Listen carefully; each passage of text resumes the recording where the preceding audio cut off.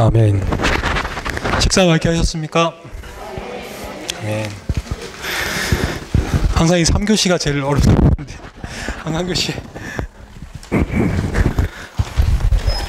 최근에 저희 아들과 오늘 아침에 이렇게 말씀을 이렇게 보는데 가만히 보니까 아들이 저 따라서 일찍 일어나는데 스마트폰을 하는 거예요. 그래서 느낌에 함께 말씀을 보는 게 좋겠다 해서 이제 같이 말씀을 보기 시작하는데 어떤 사역의 말씀을 같이 읽다가 첫 메시지에 이런 말이 있더라고요.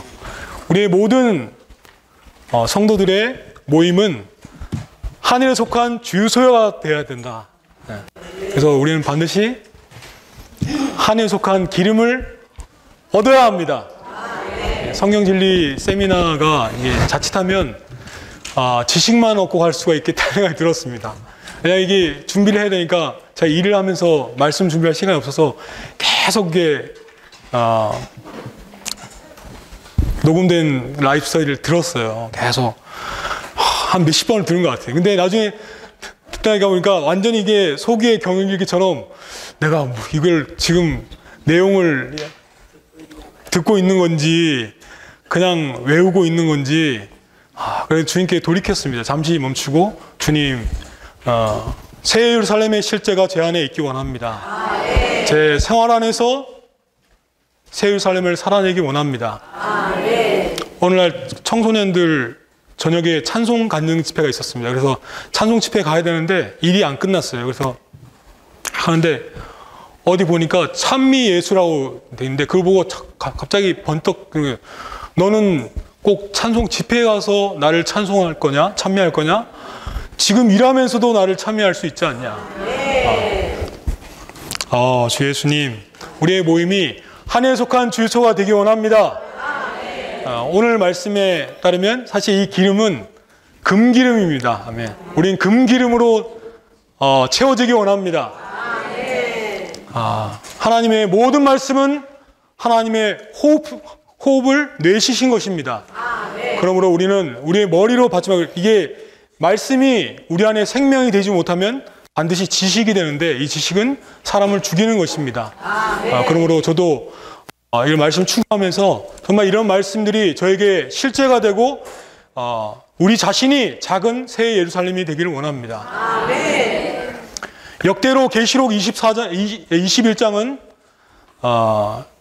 21장의 의미는 그리스도인들에게 감추어져 왔다고 했습니다. 많은 그리스도인들이 새 예루살렘을 초연적인 방식으로 이해해서 그것을 물질적인 성에 대한 묘사라고 여겨왔습니다. 그러나 감사한 것은 오늘날 이 새 예루살렘에 대한 진리가 우리 가운데 열려 있다는 것입니다. 주 예수님! 사탄의 계략은 우리의 눈을 가리는 것입니다. 제가 이렇게 대학을 졸업하고 군에 진해 해군 장교 교육을 받기 위해서 봤는데 그렇게 힘든 교육을 받으면서도 이제 소위 말하는 종교 활동을 하니까 이제 자 기독교 한 줄, 불교 한 줄, 천주교 한 줄 이렇게 해서 이제 기독교에 줄 서가지고 이제 그 군 안에 있는 예배당에 갔어요.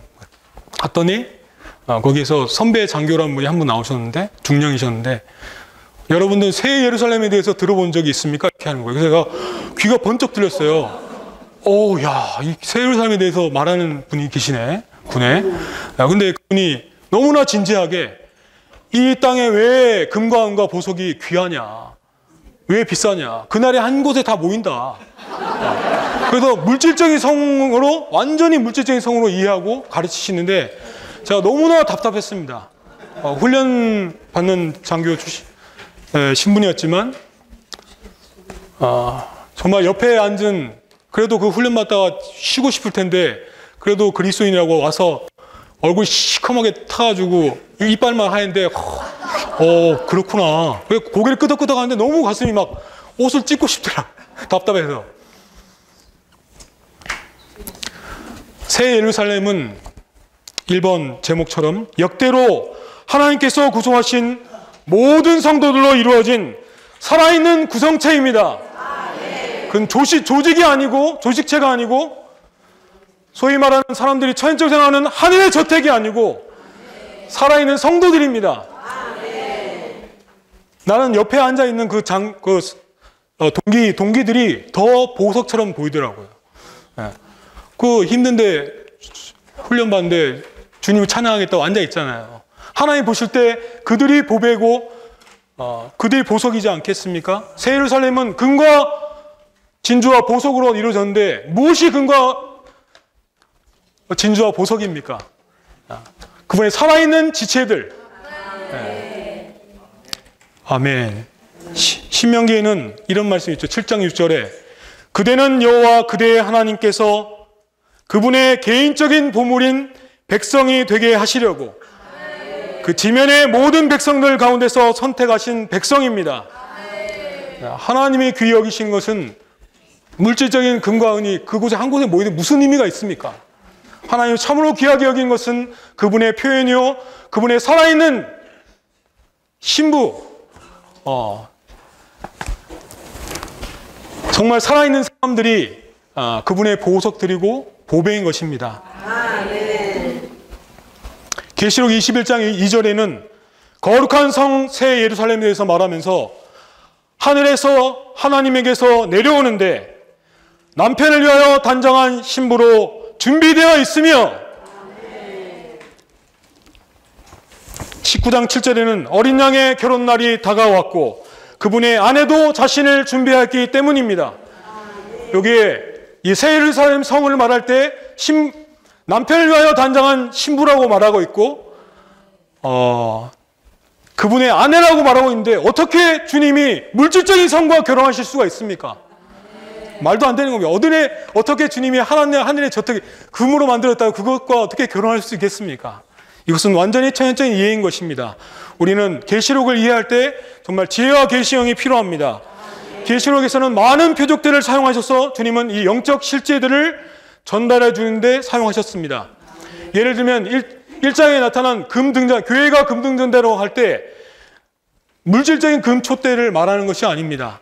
그것은 교회가 금의 성분을 가진 하나님의 신성한 본성으로 빛을 내는 그런 것이라는 것을 정해 주는 것입니다. 그분이 어린 양이라고 말할 때 그분은 4발 달린 짐승의 꼬리 달린 그 진짜 어린 양이라는 것이 아니듯이 우리는 이런 새 예루살렘을 이해할 때 우리의 천연적인 모든 관념을 제쳐놔야 합니다. 아멘. 주 예수님. 신약의 믿는 이들은 구약의 성도들과 함께 거룩한 성 새 예루살렘의 구성 요소들이 될 것입니다. 계시록 21장 27절에는 어떤 속된 것도 결코 그 성에 들어가지 못하고 오직 어린 양의 생명책에 기록된 사람들만 들어갈 것입니다. 오직 어린 양의 생명책에 기록된 사람들만이 구성 요소인 것입니다. 신약의 믿는 이들 뿐만 아니라 구약의 성도들이 모든 성도들로 이루어진 살아있는 구성체인 것입니다. 아멘. A. 하나님의 창조와 하나님의 건축. 성경의 시작에는 창조가 있고 끝에는 건축이 있다. 이 양 끝에는 하나님께서 건축하시는 일이 있다. 창조 때에 하나님은 건축 재료들을 산출하셨다.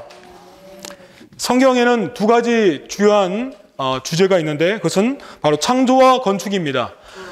창세기 2장에는 창조된 자연스러운 동산이 있고 계시록 21장에는 건축된 하나의 성이 있는 것입니다. 동산 안에는 생명나무가 있었고 4방향으로 흐르는 하나의 생명수의 강이 있었는데 이 강의 흐름 안에서 금과 베들레헴은 진주와 같습니다. 베들레헴과 보석, 곧 호마노를 얻었습니다. 정말 여기 창세기 각주를 보면 너무나 달콤합니다. 사람 안에 신선한 생명이 흐를 때 신선한 본성은 사람 안에 들어오고 흙으로 창조된 사람은 하나님의 건축을 위해 변화된 귀한 재료들이 된다. 아멘. 우리는 정말 이러한 신선한 생명수의 흐름을 맛보기 위하여 있습니다.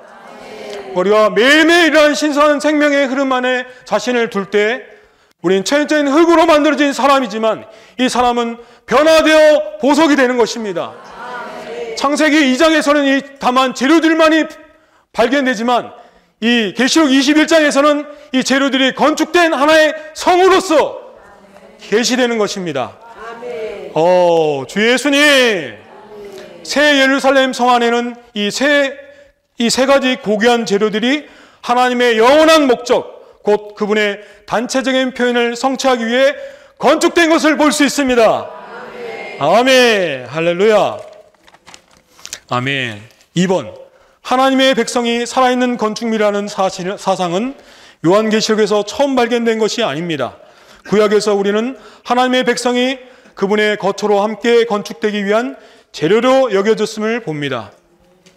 구약에서 하나의 또 예표를 볼 수 있는데, 출애굽기 28장에 볼 때 대제사장은 가슴바지 흉패를 입었습니다. 여기에 아까 말했던 호마노라는 보석도 들어가고 벽도 들어가고 12가지 보석에 12지파의 이름이 새겨져 있었습니다.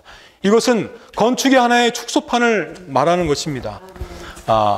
이것은 오늘날의 교회 주님이 거기에 어떤 것들은 빚을 내고, 그러므로 하나님의 그 대제사장은 하나님의 사상과 하나님의 생각과 하나님의 뜻을 읽어냈습니다. 그것은 오늘날 이 교회를 통하여 주님이 말씀하시고 교회를 통하여 하나님의 뜻을 볼 수 있다는 것을 말하고 있습니다. 아멘. 3번 같이 읽어볼까요? 새 예루살렘을 건축하는 모든 성도들은 하나님의 구속받고 거듭나고 변화된 성도들이다. 사도 베드로는 우리가 살아있는 돌들이라고 분명히 말했다. 지금 우리는 변화의 과정에 있으며 하나님의 건축물로 건축되고 있다. 먼저 하나님은 우리를 변화시키시고 그 다음에 우리를 건축하신다. 아멘. 베드로는 우리가 살아있는 돌들이라고 분명히 말했습니다.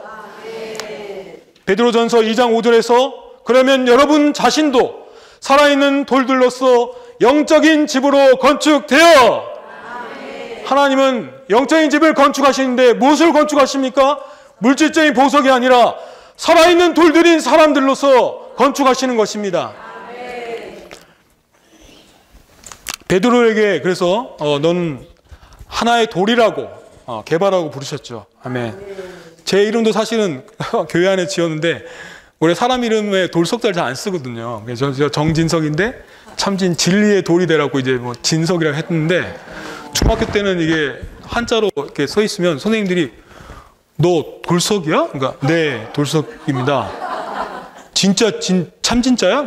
네. 진짜 돌이야? 이러면 그게 너무 창피해가지고 아니 한자 이름은 좀 없었으면 좋겠다 그랬는데 나중에 이게 좋은 의미가 있더라고요.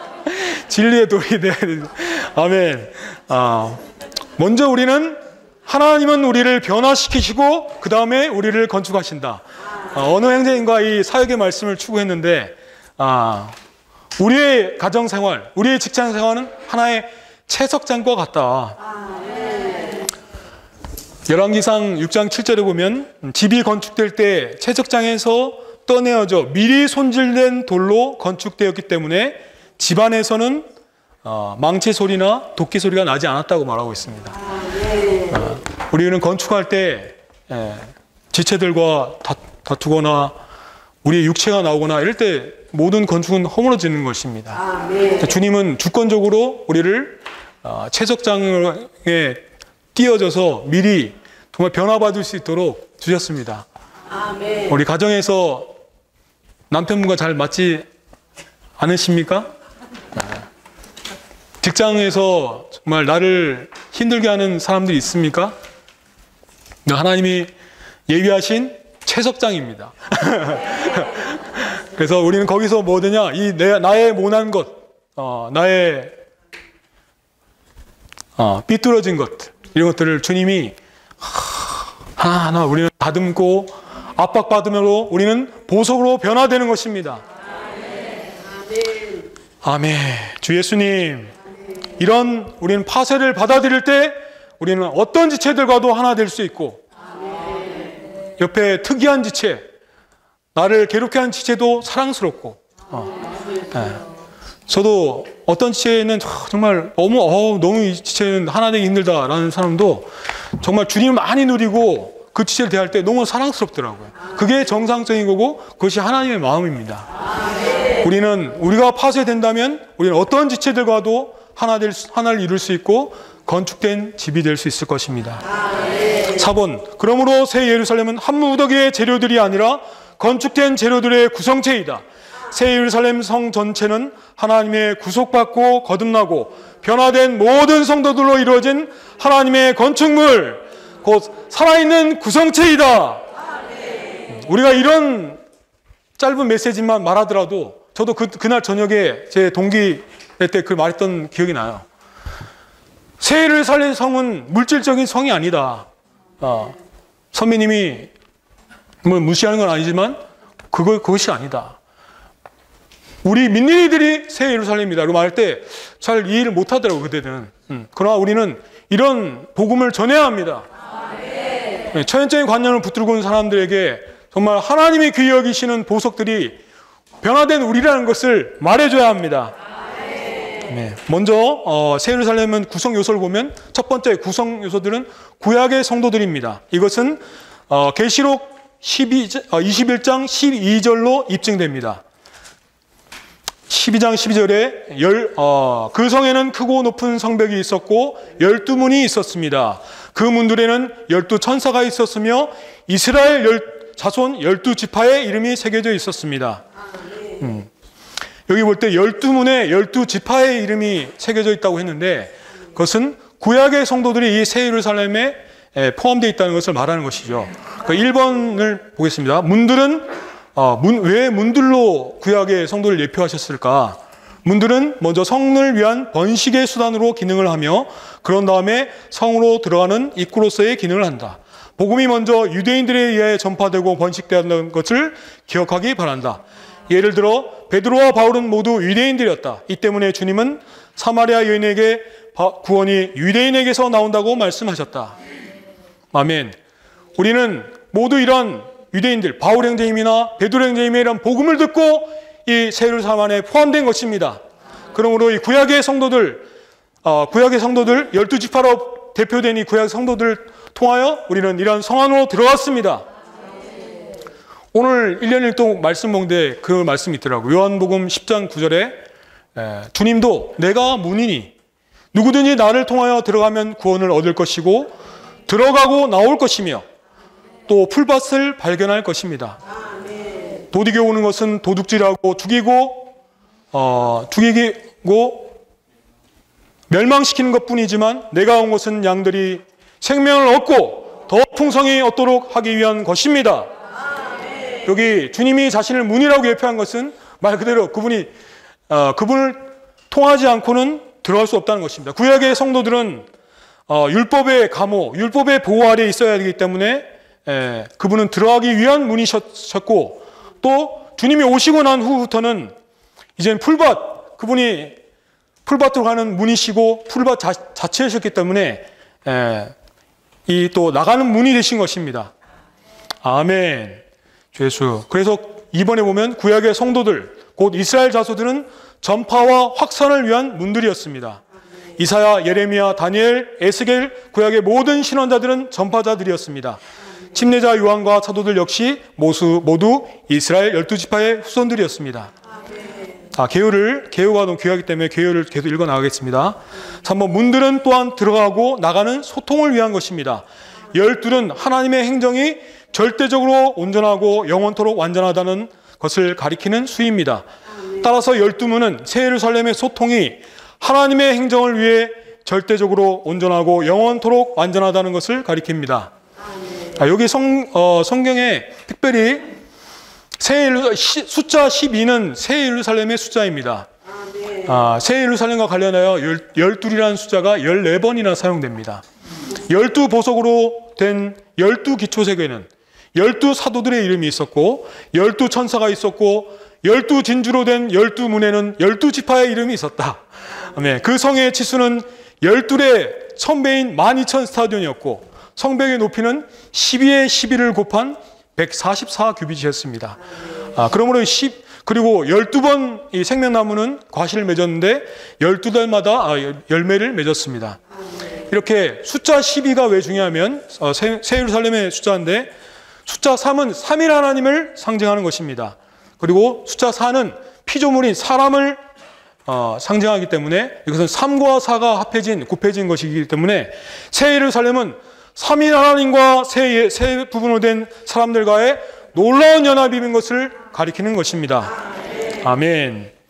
다음, 구약의 성도들뿐만 아니라 오늘날 신약의 성도들이 또 이 새 예루살렘의 구성 요소들인 것을 볼 필요가 있습니다. 신약의 믿는 이들은 12기초에 있는 어린 양의 12사도의 12이름으로 대표됨. 아멘. 계시록 21장 14절에는 그 성의 성벽에는 12기초석이 있는데 기초석에는 어린 양의 12사도의 이름이 있었습니다. 라고 말합니다. 12사도의 이름이 성벽의 12기초석의 기초에 있다는 것 사실은 새 예루살렘이 이스라엘로 대표되는 구약의 성도들뿐만 아니라 사도들로 대표되는 신약의 성도들로도 구성된다는 것을 암시합니다. 아멘. 에베소서 2장 20절에는 여러분은 사도들과 실언자들의 기초 위에 건축되고 있습니다. 라고 말합니다. 그러나 여기서는 다만 12사도들의 이름만 기록했죠. 왜냐하면 오늘날 교회는 사도들과 실언자들의 기초 위에 건축되지만 영혼 안에서는 실언자가 더 이상 필요가 없습니다. 그렇기 때문에 거룩한 성의 기초는 오직 사도들로만 이루어진다고 말하고 있습니다. 아멘. 2번 신약에 읽고 지나가겠습니다. 신약의 민의들은 문들을 위해 있지 않고 성벽을 위해 있습니다. 문들은 번식과 들어감과 소통을 위한 것이지만 성벽은 분별과 보호를 위한 것입니다. 새 예루살렘은 절대적으로 하나님께 속하도록 분별되고 또 하나님의 권익을 완전히 보호할 것입니다. 그 성벽은 크고 높을 것입니다. 오늘날 모든 민니가 분별되고 보호받기 위해 이러한 크고 높은 성벽이 필요합니다. 아멘. 첫 번째 단락을 마쳤습니다. 두 번째 단락은 보석으로 건축됨. 아멘. 성의 본체는 순금으로 되어 있었습니다. 계시록 21장 18절에 보면 그 성은 맑은 유리와 같은 순금으로 되어 있었습니다. 라고 말합니다. 그리고 또 성의 길은 투명한 유리와 같은 순금이었다고 말하고 있습니다. 금은 뭐라고 했죠? 금은 하나님의 신성한 본성을 의미하는 것입니다. 그러므로 우리는 금의 성분을 더 얻음으로 정말 우리 안에 아까 할 때는 금의 성분으로 더 칠해짐으로 우리 자신이 새 예루살렘이 될 필요가 있습니다. 성의 본체와 그 길은 순금으로 되어 있다.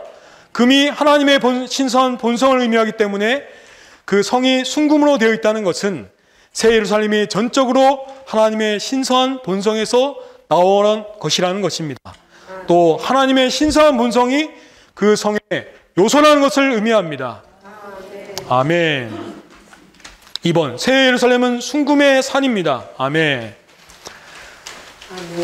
새 예루살렘은 궁극적이고도 유일하며 영원한 금 등잔대입니다.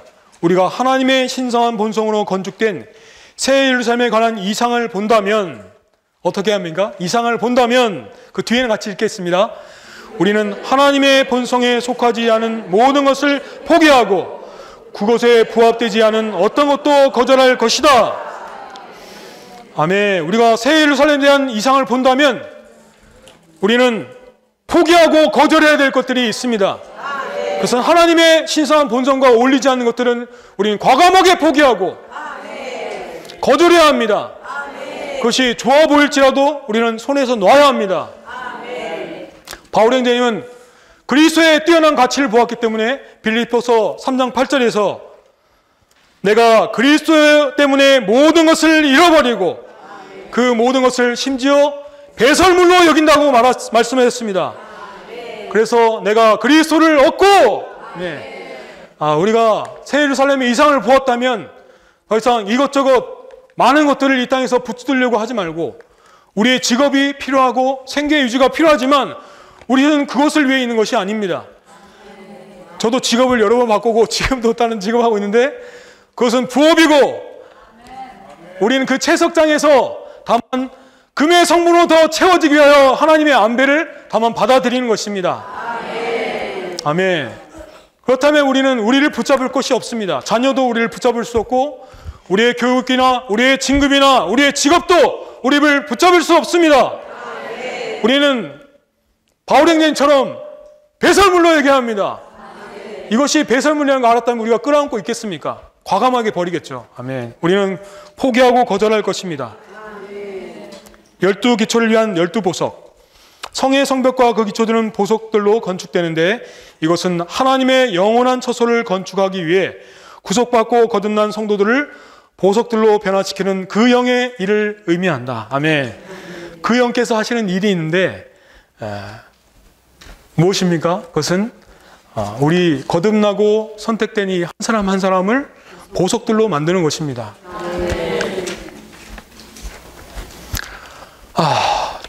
보석.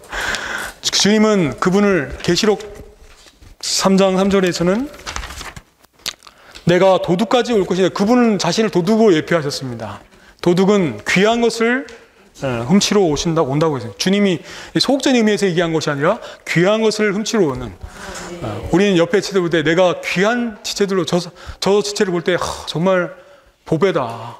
야, 이런 지체들을 정말 데리러 주님은 비밀하게 오실 것입니다. 우리가 그날에 주님이 훔쳐갈 정도로 정말 귀한 보석들로 변화되기 원합니다. 아멘. 1번, 12사도의 이름이 성벽의 12기초에 있다는 사실은 새 예루살렘이 이스라엘로 대표되는 구약의 성도들 뿐 아니라 사도들로 대표되는 신약의 성도들로 구성된다는 것을 암시합니다. 아멘. 죄송합니다. 잘못 읽었네. 네네. 죄송합니다. 예. 아멘. 자. 네, 비에투. 이것은 그들이 모든 것에 스며드는 하나님의 영광 가운데서 단체적으로 하나님을 표현하기 위한 것입니다. 아멘. 10번 넘어가겠습니다. 성벽은 벽옥으로 건축되어 있습니다. 계시록 21장 18절은 성벽은 벽옥으로 건축되어 있었고 라고 말하고 있습니다. 1번, 새 예루살렘은 같은 모습, 즉 벽옥의 모습을 갖고 있다. 이것은 우리 모두가 같은 것을 말하고 같은 것을 표현하며 같은 모습을 가져야 한다는 것을 의미한다. 벽옥은 초록인데 생명이 가득한 것을 의미합니다. 계시록 4장 3절은 앉아 계신 분의 모습이 벽옥과 같았다고 말하고 있습니다. 그날은 우리도 벽옥과 같을 것입니다. 그것은 우리가 하나님의 어떠함과 신격에서는 아니지만 모든 표현과 본성에서 하나님이 될 것을 말하고 있습니다. 아멘. 또한 12문은 위한 12진주. 아멘. 자, 1번. 거룩한 성의 12문이 12진주라는 것은 죽음을 이기고 생명을 분배하시는 그리스도를 통해 거듭나는 것이 그 성 안으로 들어가는 입구라는 것을 의미합니다. 예. 진주가 산출되는 과정을 다들 잘 아시죠? 진주는 죽음의 물 안에 있는 조개에서 산출되는데 이 조개 안에 작은 모래알이 들어가서 조개에 상처를 주게 되면 이 조개는 모래알 주위에 자신의 생명의 즙을 분비합니다. 그래서 더 씌우고 더 씌우고 더 씌워서 이 작은 모래알 같은 우리가 귀한 진주가 되는 것입니다. 아까 말했듯이 이 생명의 흐름이 사람을 보석으로 만들듯이 정말 우리는 그분의 생명의 즙을 받아들일 때 우리는 진주와 같이 변화될 것입니다. 아멘. 거룩한 성의 12문이 12진주라는 것은 죽음을 이기고 생명을 분배하시는 그리스도에 거듭난 것이 그 성 안으로 들어가는 입구라는 것을 의미합니다. 이것은 율법의 요구에 부합되는데 그 율법은 이스라엘로 대표되고 지키는 천사들은 그것을 지켜보고 있습니다. 어떤 사람들은 천사들이 사람들보다 높은 존재라고 생각하는데 그날에도 천사들은 우리를 지키고 문지기의 역할을 할 것입니다. 히브리서 1장 14절에서는 바울행님은 천사들은 모두 섬기는 영들로서 구원을 상속받을 사람들을 섬기도록 보내진 이들이 아닙니까? 라고 말합니다. 아멘. 세 번째 달라고 넘어왔습니다. 성의 치수들, 측량 도구. 여기 참 의미 있는 것이 있는데요. 계시록 21장 15절은 나에게 말하던 그 천사는 그 성문과 문들과 성벽을 측량하려고 금갈대로 만든 자를 가지고 있었습니다. 갈대는 측량하기 위한 것이고 측량한 것은 소유하기 위한 것입니다. 어떤 여자가 만약에 옷감을 가게에서 구입하려고 한다면 그것을 먼저 측량하고 재본 다음에 이것을 자기가 달라고 해서 소유를 취한다는 것입니다. 그래서 측량하는 그 물건의 양이 그가 구입하고 소유하는 물건의 양인 것입니다. 그러므로 금갈대로 측량한다는 것은 새 예루살렘이 주님에 의해 완전히 소유될 것을 말하고 있습니다. 그러니까 여기 특별한 것은 여기 계시록 11장에서도 그 금갈대가 나오는데 여기에는 계시록 11장 1절은 그분께서 나에게 지팡이와 같은 갈대를 주시면서 말씀하셨습니다. 일어나서 하나님의 성전과 제단을 측량하고 성전 안에서 경배하는 사람들을 측량하여라. 아멘. 왜 11장 1절에서는 그냥 금갈대를 하지 않고 지팡이와 같은 갈대라고 했을까요? 이것은 B번을 같이 읽어보면 알 수 있습니다. B번. 요한계시록 11장 1절에는 막대기와 같은 갈대를 언급한다. 막대기는 형벌을 암시한다. 따라서 막대기와 같은 갈대는 소유하기 위해 형벌과 더불어 측량한다는 것을 가리킨다. 그러나 요한계시록 21장 15절에서는 막대기에 관한 언급은 없고 갈대만 있다. 즉 이 구절에는 심판이나 징계나 징벌에 관한 암시가 전혀 없는데 그것은 새 예루살렘의 모든 점이 완전하고 온전하기 때문이다. 아직 우리는 흠이 많고 온전하고 완전하지 않기 때문에 때로는 주님의 징계와 심판인 지팡이가 필요한 존재들입니다. 아멘. 제 자신을 볼 때 그렇습니다. 그래서 저도 직장 옮겨봤는데 직장에서 누가 괴롭혀서 다른 직장 옮기잖아요. 더 특이하고 더 이상한 사람 만납니다. 네. 맞아요. 그 이혼도 함부로 하면 안 됩니다. 그 이혼하고 재혼하신 분들이 많이 하신 분 들었는데 이전 아내한테 지금처럼만 했어도 엄청 잘 살았을 것 같아요. 네. 바뀌면 더 좋을 것 같지만 그렇지 않다고 하더라고요. 네, 아멘. 주 예수님, 우리는 정말 이 땅에서 평온하고 예수 믿는 것은 무병장수, 뭐죠? 불신조 그런 것이 아닙니다. 주님도 이 땅에서 고난의 길을 가셨습니다. 우리의 삶에 고난이 있고 때로는 궁핍이 있고 핍박이 있습니까? 그것은 당연한 것입니다. 그것은 하나님이 안배하신 것입니다. 그럼 우리는 그러한 파쇄를 받아들임으로 그런 보석으로 변화될 필요가 있습니다. 어떤 메시지에서 그런 게 있더라고요. 우리가 이러한 고난을 통과하면서 우리 안에 금의 성분이 많아지지 않는다면 이러한 우리가 겪은 환경들은 다 무효화되는 것이다. 얼마나 무서운 말입니까? 부모들은 자녀들을 키우는 게 하나의 고난이죠. 근데 보면 제 또래들 보면 남편이든 아내든 자신의 사진이 별로 없어요. 애들 다 사진만 카톡에 올라오고 열심히 자기 목숨을 걸고 키웁니다. 다 그렇지 않습니까? 대부분? 주님 믿지 않는 사람도 그렇게 키웁니다. 그럼 그들이 고난받는 것과 우리가 아이들 키우는 고난하는 게 뭐가 차이가 있습니까? 우리는 자녀들 키울 때 속썩인 아이들이 있어도 우리는 금의 성분을 더 얻고 직장 생활이 힘들어도 우리는 뒤에 가서 남들은 막 모여서 담배 피면서 상사 욕할 때 우리는 주님 감사합니다. 저를 이 채석장에 보내셔서 저의 모난 부분들을 변화받게 하심을 감사합니다. 이렇게 할 때 우리 안에 금의 성분이 많아지는 것입니다.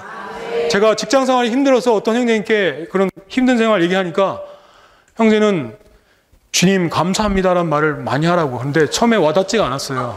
하나도 안 와닿았어요. 그게. 근데 나중에 정말 제가 깊은 속에서 이 말이 맞다.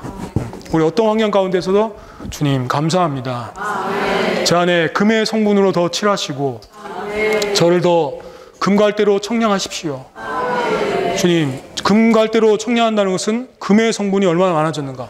네가 얼마나 뛰어난 메시지를 전했는가 중요한 것이 아니고 네가 얼마나 뛰어난 가정생활, 좋은 아빠가 되는 것이 중요한 게 아니고 네 자신이 금의 본성으로 새 예루살렘의 특징들을 가지고 있냐.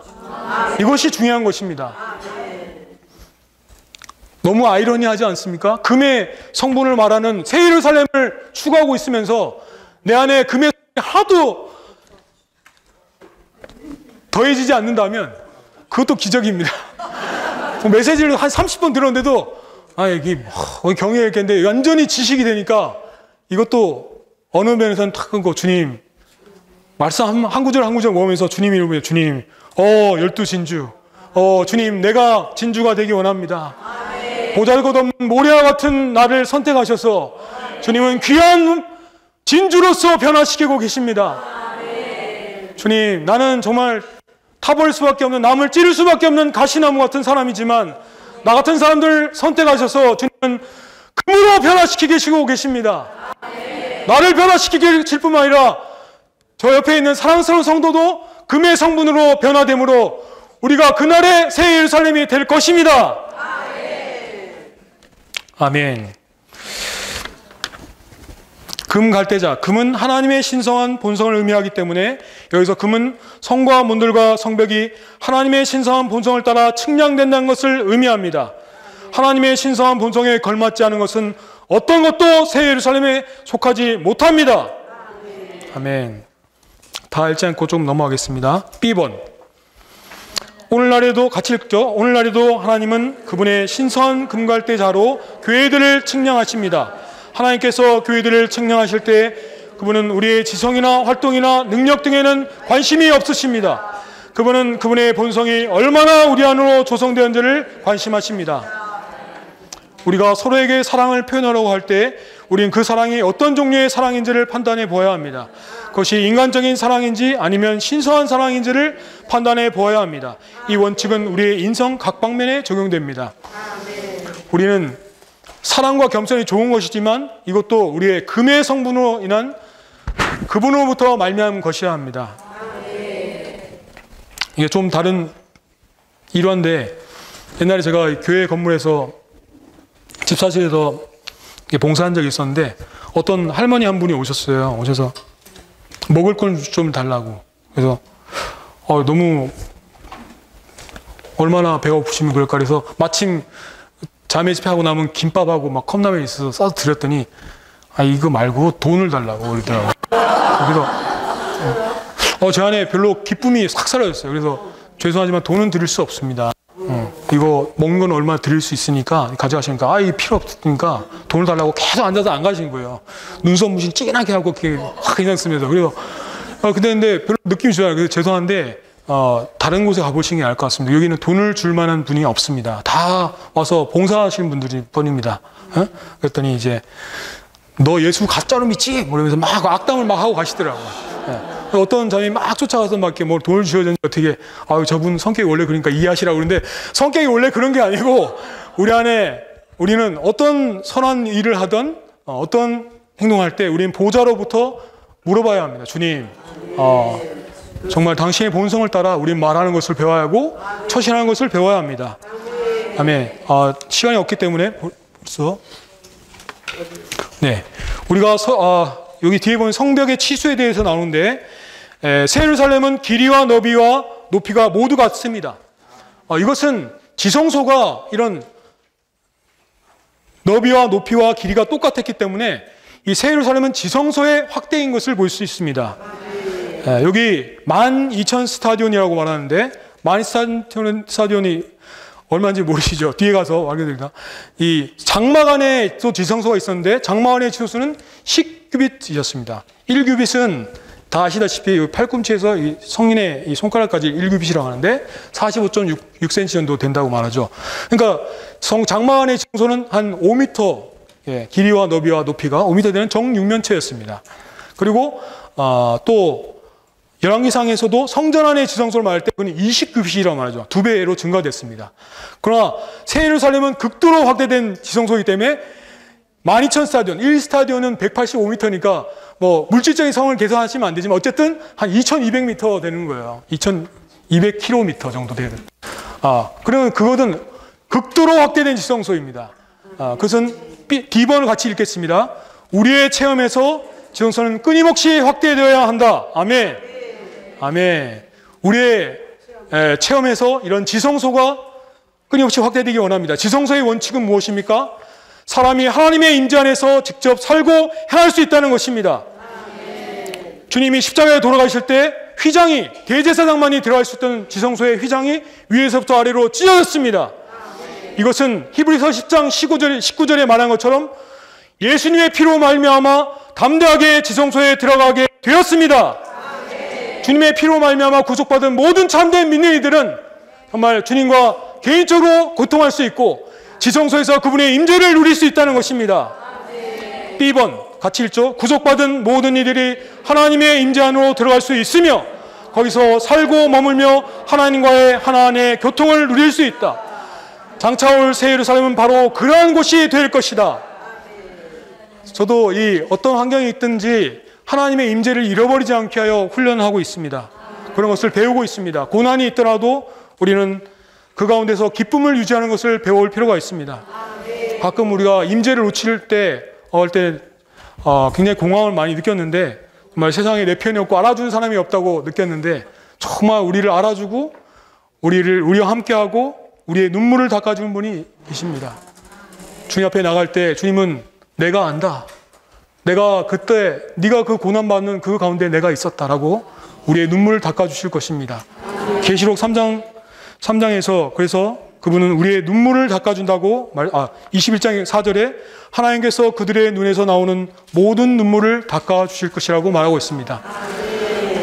왜냐하면 우리가 이 다루심을 받으면서 때로는 많은 눈물을 흘리고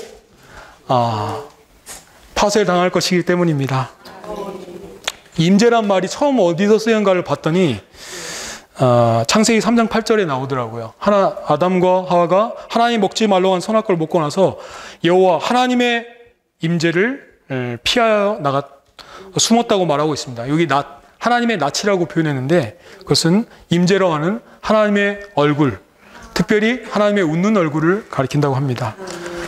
주 예수님, 우리가 이런 지성소의 체험이 우리 가운데 증가되므로 우리가 어디에 있든지 하나님의 임재가 충만하고 금의 성분으로 충만한 사람들이 되기 원합니다.